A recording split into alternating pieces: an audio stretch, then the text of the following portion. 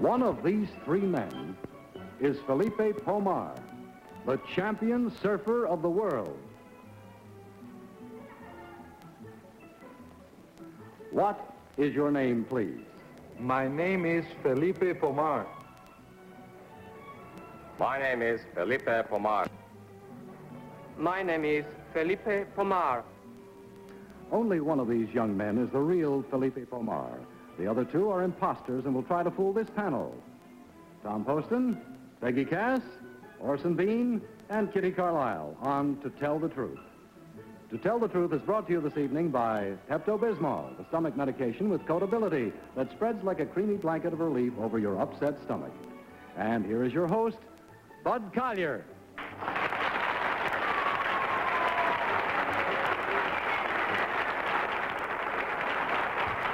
Thank you very much, and welcome once again to Tell the Truth.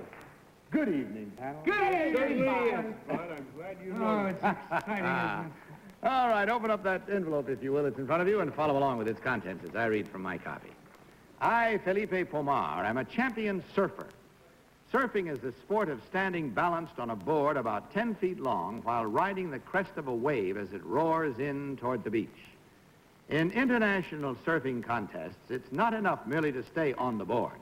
A surfer piles up a winning score only by riding the biggest waves the longest distance at the greatest speed in the most dangerous part of the wave.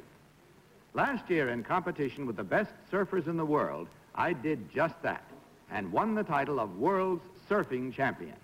Because of my accomplishments on a surfboard, my country honored me with its highest award in the field of sports. Signed, Philippe Fromar.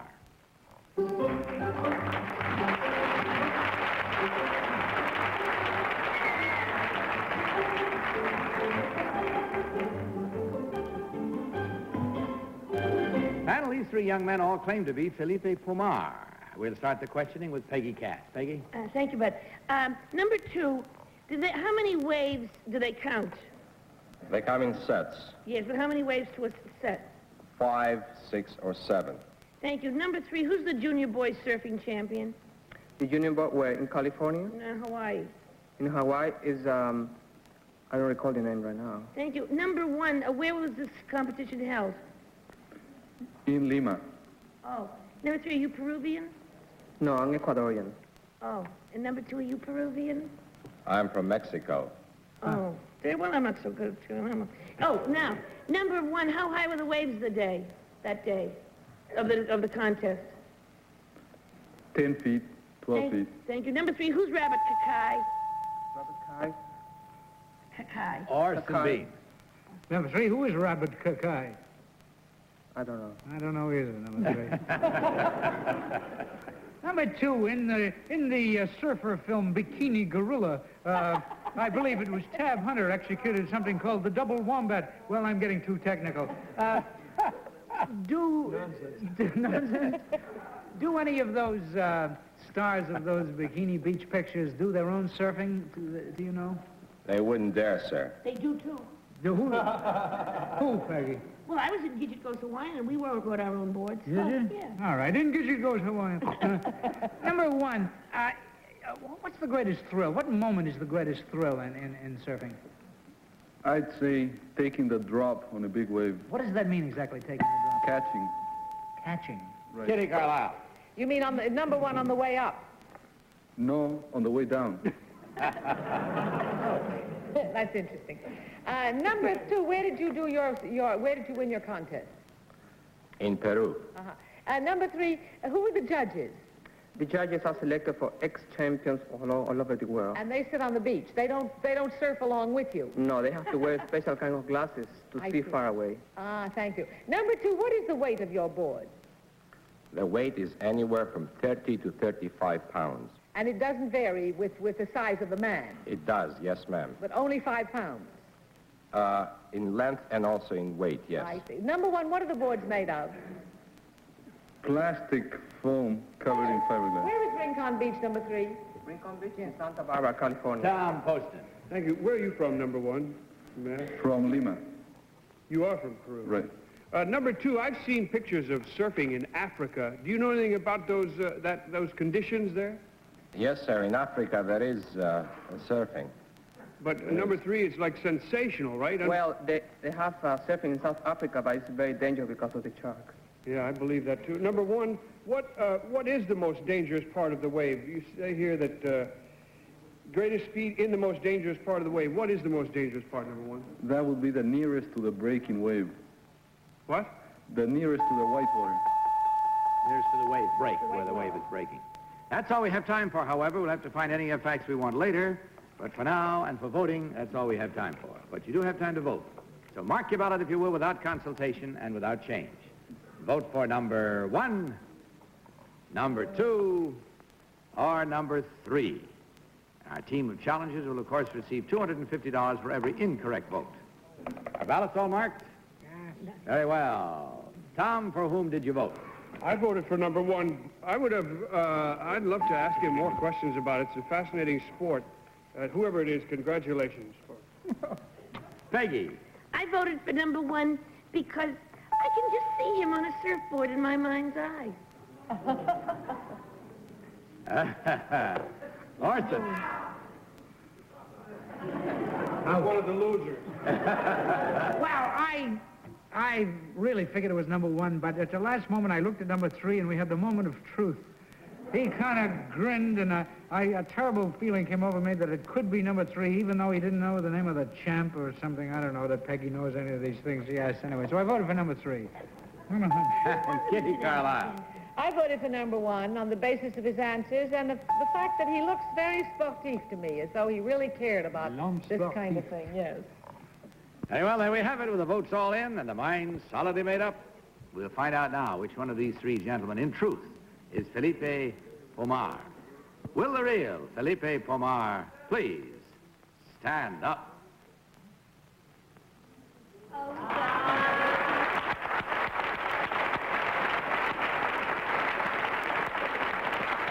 Thank you very much, Philippe. Thank you. Incidentally, Philippe is a man of many parts. He's not only world surfing champion, but he's studying psychology at Church College in Hawaii and is also fashion consultant for Robert Bruce sportswear manufacturers. Busy boy. Number 2, what is your real name and what do you really do? My name is Nico Carant, and I'm an Eastern representative for Universal Ignition Company of Chicago, Illinois. Thank you. And number 3, what is your real name and what do you do, sir? My real name is Raul Blumflor. I'm a reservation agent for Trans-Caribbean Airways. Taking the score, we found that the panel started off reasonably well tonight, having 3 correct. That leaves only 1 incorrect, but that's worth $250, gentlemen. And along with that, of course, goes our sincere thanks for being with us tonight. Goodbye, and God bless you.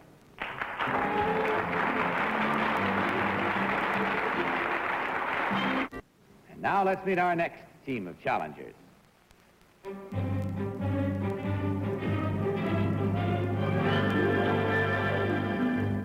What is your name, please? My name is Basima Al-Ghusein. My name is Basima Al-Ghusein. My name is Basima Al-Ghusein. Follow along again with your copies of this one, if you will, panel. I, Basima Al-Ghusein, am the wife of the present ambassador to the United States from Kuwait. Kuwait is a small, independent Middle Eastern country with an area about the same size as Connecticut. My country is about 95% desert, and from under its shifting sands comes its wealth, the world's richest deposits of petroleum. As a matter of fact, last year, Kuwait produced enough oil to supply the necessary gasoline to drive each of the 60 million cars in the United States from Maine to California. The citizens of Kuwait enjoy free medical care, free education, and even free telephone service. To make the paradise complete, in Kuwait, nobody pays any taxes. Signed, Basima Al-Ghusein.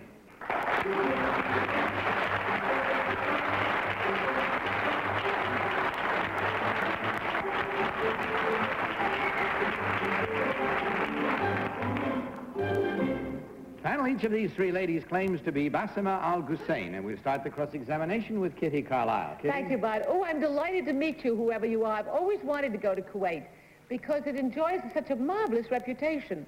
due, I think, to the enlightenment of your ruler. By the way, number one, what is the ruler called? Sheikh Sabah As-Salim. Thank you. Number two, is it true that you have a kind of marvelous gymkhana every year where the tribesmen come and do wonderful things with the horses? And Oh, yes. how many people come to that? Well, most of the population, which is not very big, really. Number three, do they have Bedouins and Tuaregs in the desert there? Yes, Bedouins are nomads, and they live in tents, and they do come to Kuwait. And they do their wonderful horsemanship. Yes. Number one, how come this ruler got to be so enlightened? He's a wise man. Did he go to school in Western Europe? No, in the Middle East only. Number three, does he have many wives? Tom No. Poston. Was Kuwait, number three, was Kuwait ever affiliated with a Western European power like Britain or It France? was under the protectorate of England, yes. Of England, until when, number two? Until 1961. Very Kuwait recently. gets- Number one, just as a matter of historical curiosity, was Kuwait always arid and desert? Was it always sandy soil, or was it ever an earthly paradise like the Tigris and Euphrates Valley? No, it was always a desert. Always a desert, as far as you know. Number three, do you know, historically speaking, when the people first settled there? Yes, roughly around 1756.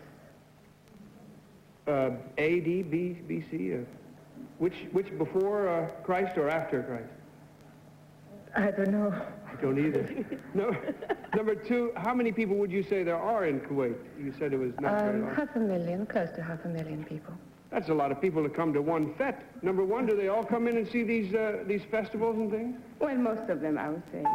Thank you. Peggy Cass. Thank you. Number two, do you have a university in Kuwait? No, we don't, but we are building one. Well, number three, you have a very high standard of education. Who pays for this? Does the students go abroad to study? Yes, they do. Number one, who pays their tuition and all that stuff? Is the state? The state pays for every student, yes. Isn't that wonderful? I'd like to go to Kuwait myself. Number two, what body of water is Kuwait bounded by? By the Arabian Gulf. Thank you. Number three, is Kuwait oil go through Anglo-American Oil Company, or what oil company takes the oil? Through Gulf Oil and British Petroleum, which is the Kuwait Oil Company. Thank you. Number one, what are the names of those little boats that puts out into the Arabian Gulf? They have a name. Dow. Dow. I always want to know how to spell it.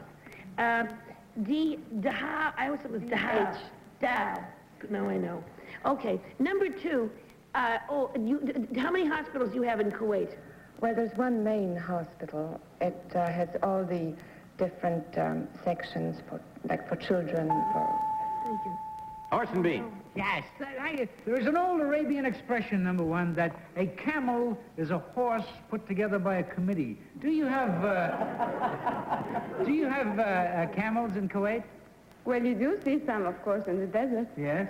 I read there was a thing in the New York Times, a little magazine put out by the country of Kuwait. It was absolutely fascinating, and I learned a lot. Number two, I can't think of a single thing. Number two, you have more millionaires than Texas, not in numbers, but percentage-wise, right? Yes. Well, who collects the garbage, number two? You have to import people to do these things? No, I suppose, well, everybody has their own job to do. And there are some people who like to collect garbage. I suppose. I don't know. I might think of it myself. Number three, it's all air-conditioned, practically. All your main buildings are air-conditioned, Right, we're the best air-conditioned country in the world. Where do you get the water? That's it. Time for you now to mark your ballots. So please mark them at once, without change, without any consultation. Just vote, if you will. And vote for number one, number two, or number three. All ballots marked?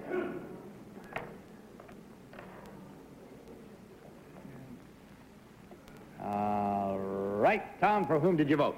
Well, I was puzzled by the year and so forth, but I figured that what does a Muslim know about AD and BC and all that stuff? So I voted for number three. I can see those beautiful eyes looking over the top of a gossamer veil. Peggy. Well, I just thought all three of you were simply wonderful. But number two has blue eyes and a lot You would expect her to have brown eyes, but she has blue eyes, and I figured maybe she's a Berber, so I voted for blue. Orson. A Berber. Yes. All right. I voted for number 3 because, I don't know, I can just picture her living in a fine, lush house with 1 million servants, like all us millionaires do. Kitty Carlisle. I voted for number 1 because I can see her eyes peering over the yashmak. And furthermore, she has a kind of a grasp, I think. It seemed more easy for her to explain how it goes on in Kuwait. So I voted for number 1. Well, that's widely split. First time you've done that in quite a little while. Let's see how it works out, shall we? Because we have all the votes in and the miles made up. Let's see now which of these 3 lovely ladies is, in truth, Basima al-Ghusein. Will the real Basima al-Ghusein please stand up? It's a little one.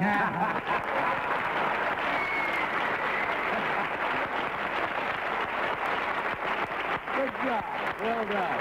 Well done. Number 2, what is your real name and what do you really do? My name is Irene Bogoni, and I'm an opera singer.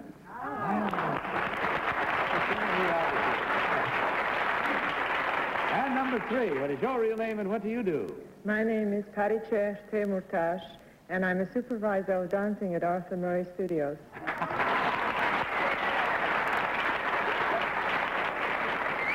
Well, ladies, in checking the score, you did the best so far tonight, certainly. There were 3 incorrect votes. That's 3 times $250 for a total of $750 that you get to divide. And we thank you very much for gracing our show with your loveliness. Good night and God bless you.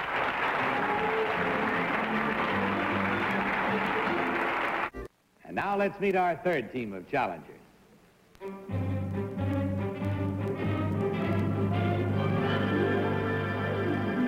What is your name, please?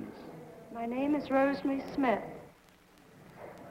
My name is Rosemary Smith. My name is Rosemary Smith. Panel, you have copies of this story. Follow along with your copies as I read from mine. I, Rosemary Smith, used to be a model in Great Britain. 4 years ago, I quit the world of fashion and embarked upon a far more dangerous career, driving automobiles in long-distance endurance rallies. I have competed both here and abroad, and just last year was voted the outstanding female rally driver in Europe. I also drive against men, and in 1965 won Holland's famous Tulip Rally. Recently, I completed a grueling 4,000-mile-long endurance run in Canada.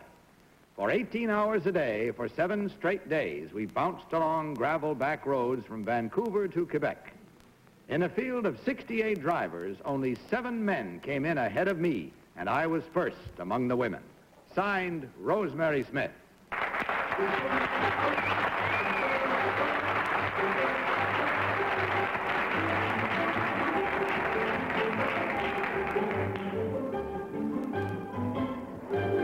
So, panel, these 3 ladies all claim to be Rosemary Smith. We'll start with Tom Poston. Tom? Well, I'm so curious. They look so feminine. Number 3, doesn't it take any strength to do this job that you do? Not really, no. Why? What does number 2? It takes strong men to do it. Don't you have to be stronger than you look? I mean, No, I don't think so. You don't look weak or anything, but number 1, you don't look strong enough to handle a car. How big is the car? It's a baby car. It's a small car. Well, women are awfully good with babies, I know that. But you think you could handle, like, for instance, a truck or a big... Yes, I can. You want to meet afterwards? I'll meet you outside. Number 3, where did you get your training? You don't learn this modeling. No, I'm from London, and I started off at a club there, Stockwell Drivers Club. And from there, I got the RAC rally driving license. Thank you. Mercy. Peggy Cass. Thank you. Number 2, do you have to have a special sort of license to drive in rallies? Yes, you must have a special license. Here, in this country, too? Yes. Oh. Number 1, what is the Mille Miglia? It's a race in Italy. Thank you. What kind of a car, number 1, did you drive in this? I mean, it was a baby car, but a baby, what kind? I didn't... In the Mille Miglia? No, here, in Vancouver. Oh, no, it was a Sunbeam Imp. Sunbeam Imp, it does sound like a baby car. Number 3, did you have a companion with you in the car? Yes, I had a co-driver with me. Number 2, if you drove for 18 hours, where did you spend the night? We had different night stops all across Canada. We had a few hours off each night. Thank you. Number 3, how do you get paid for doing this? I mean, you under contract to a car company or? Yes, I work for Roots Motor Company. Oh, thank you. Orson Bean. Number 2, you had 18 hours a day for 7 days, and you had 6 hours to kill in between. What would you do? Just kind of sit around? Or would you zonk right off into a dead sleep, or were you too keyed up to sleep easily? No, we spend some of the time eating. Yeah. And the rest of the time we Well, the slept. different things that you need, yeah. All right. Number 1, where is the 5,000-mile race, the famous one in America?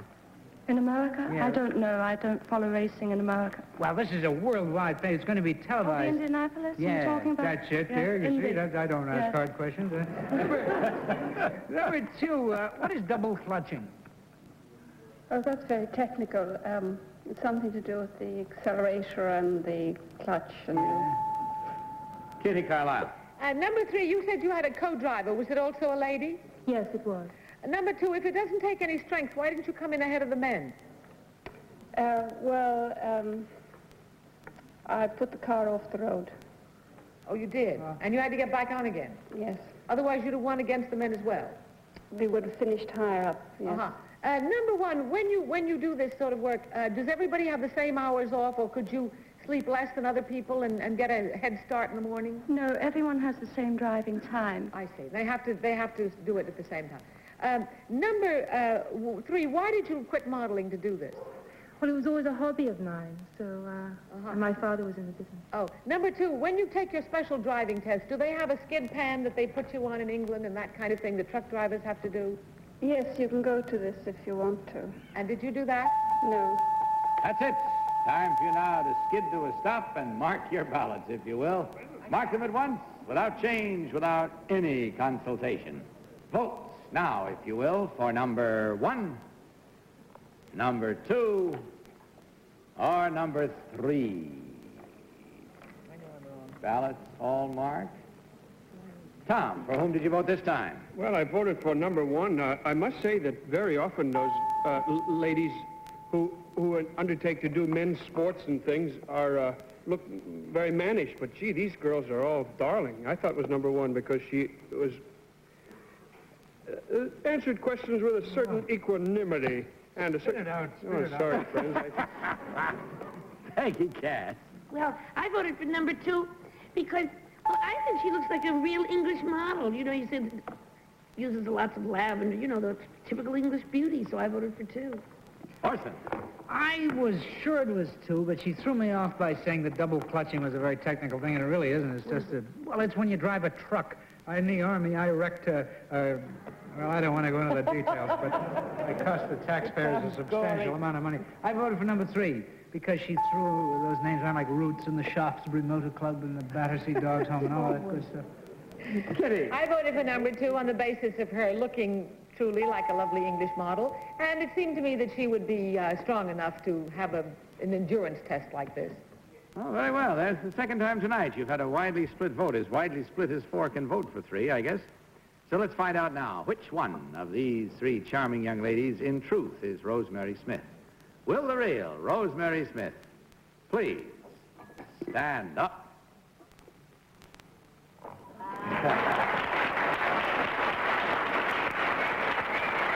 Thank you very much. Number 1, what is your real name and what do you really do? My name is Sheila Matthews, and I'm an executive secretary. I'm currently between jobs. Between executives. Number 3, what is your real name and what do you do? My name is Ann Chancer, and I demonstrate Polaroid land cameras, and I've never driven a car in my life. Well, in checking the score, you too did well. There were 2 incorrect votes and 2 correct. For the 2 incorrect, at $250 each, that's a total of $500, ladies, and we thank you very much. For the second time tonight, our show has been so beautifully graced. Good night, and God bless you.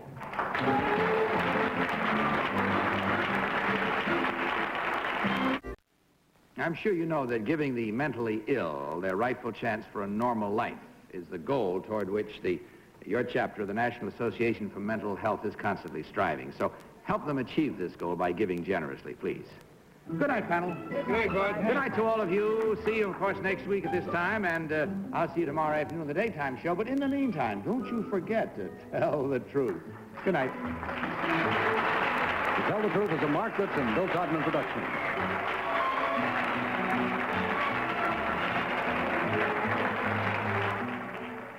Walter Cronkite reports directly from Cape Kennedy when CBS News begins its selective Gemini 9 coverage with the launches in color tomorrow morning.